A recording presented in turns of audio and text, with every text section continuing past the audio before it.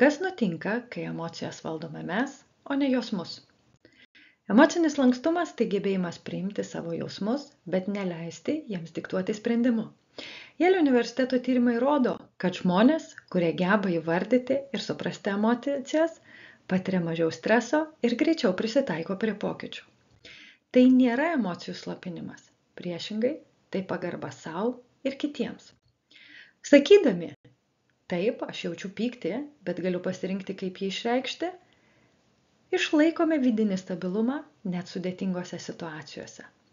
Tas pats kaip bambukas. Jis lankstus, bet nelūžta per audrą. Komandoje tai gali atrodyti pavyzdžiui. Jeigu kolega susinervino dėl klaidos, vietoj to, kad kaltintų kitus, jis giliai įkvepia ir sako, gerai, kaip ištaisome. Tai ir yra emocinis lankstumas, kuris padeda komandai judėti į priekį. O tau, kuri emocija dažniausiai linkusi valdyti tave? Prenumeruok kanalą, čia kasdien dalinuosi trumpomis emocinės gerovės piliulėmis. Ačiū, kad žiūrėjai.